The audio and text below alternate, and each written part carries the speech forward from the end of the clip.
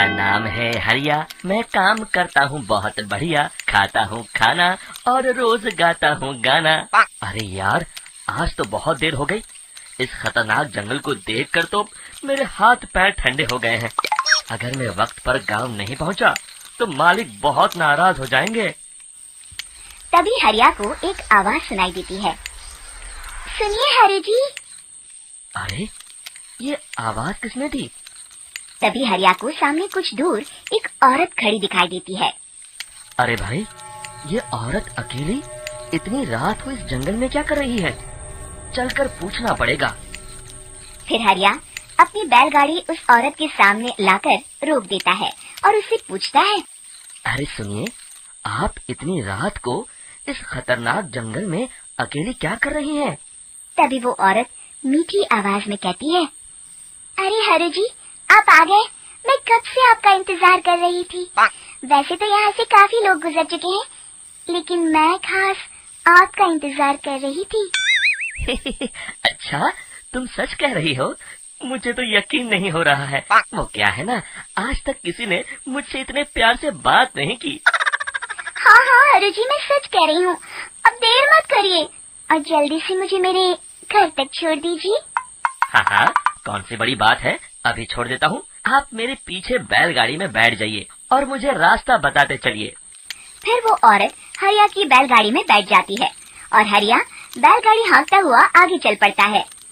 फिर उस औरत के बताए हुए रास्ते पर चलते चलते हरिया बैलगाड़ी लेकर एक काली गुफा के आगे आकर रुक जाता है। हरिया उस औरत से पूछता है। हाँ देवी जी, आपका घर कहाँ है?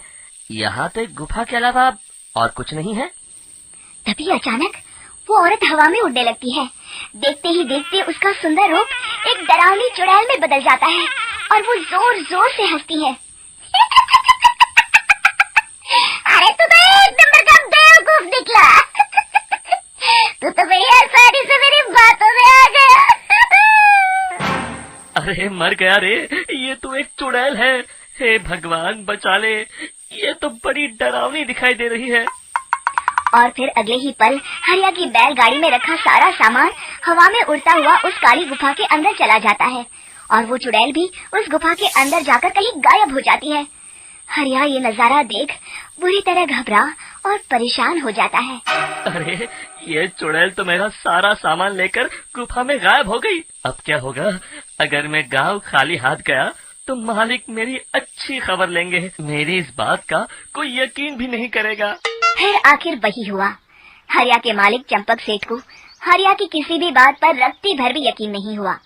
चंपक सेठ को लगा हरिया झूठ बोल रहा है और उस पे ही लालच में आकर सारा सामान हड़प कर लिया है। फिर हरिया को बेईमान समझकर चंपक सेठ उसे काम से निकाल देता है।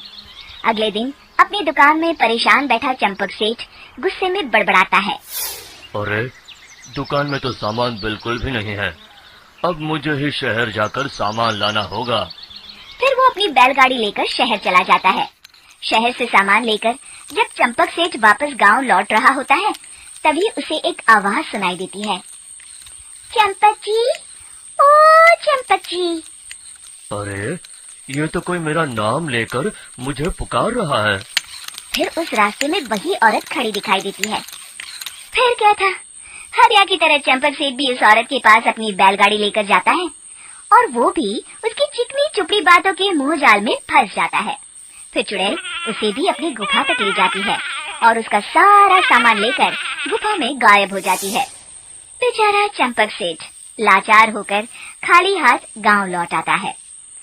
फिर ये उस जंगल में रोज की बात हो जाती है। जो कोई भी शहर से कुछ लेकर गांव की तरफ लौटता, वो चुड़ैल उसे बेवकूफ बनाकर उसका सारा सामान लेकर गुफा में गायब हो जाती। एक दिन हरिया एक लकड़हारे को उसी जंगल की तरफ जाते हुए देखता है। फिर हरिया उसे रोकते हुए कहता है। अरे भाई, क्यों अपनी मौत को दावत दे रहे हो? मेरी बात मानो, आगे जंगल में मत जाओ, वहाँ एक बड़ी भयानक चुड़ैल रहती है। लकड़हारा हरिया की बातों को नजरअंदाज करते हुए कहता है।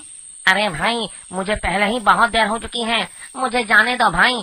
शाम तक लकड़ियाँ काट कर शहर के बाजार में बेचना है।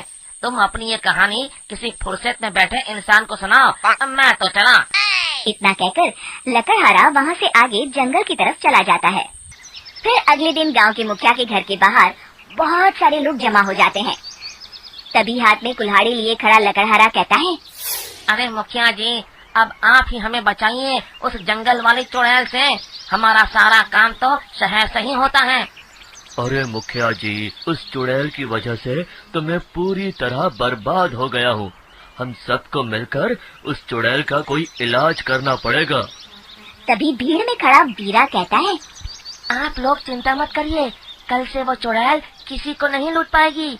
मेरे पास एक बहुत अच्छी तरकीब है। तभी चंपक सेठ उसका मजाक उड़ाते हुए कहता है, अरे तेरा नाम वीरा है तो क्या हुआ? तूने अभी उस चुड़ैल को देखा नहीं है? जाकर अपना काम कर, बड़ा आया। तब मुखिया जी कहते हैं, नहीं नहीं चंपक सेठ, मुझे लगता है हमें इस लड़के को एक मौका देना चाहिए। फिर सभी गांव वाले मुखिया जी की बातों से सहमत हो जाते हैं और वीरा शाम को एक बैलगाड़ी में कुछ सामान लादकर उस जंगल की ओर चल देता है। वीरा, ओ वीरा, कहाँ जा रहा है? तभी वीरा मुड़ के देखता है, वही चुड़ैल एक औरत के रूप में खड़ी है। अरे बहन जी, मैं आपको ही ढूंढ रहा था। देखिए, मैं आपके लिए क्या लाया हूँ। अरे वाह, तो खुद मेरे लिए इतना सामान लाया है। तू ही अकेला गांव में समझदार है। जरा देखो, मैं भी खोल के, बड़ी भूख लगी है।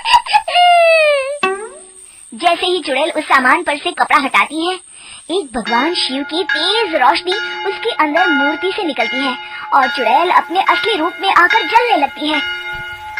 अरे मैं जल रही हूँ, बचाओ! बचाओ! ओम नमः शिवाय, मरने! देखते ही देखते वो चुड़ैल राख के साथ उड़ जाती है और सभी गांव वाले भी वहां जाते हैं। शिक्षा बुराई पे सदा अच्छाई की ही जीत होती है।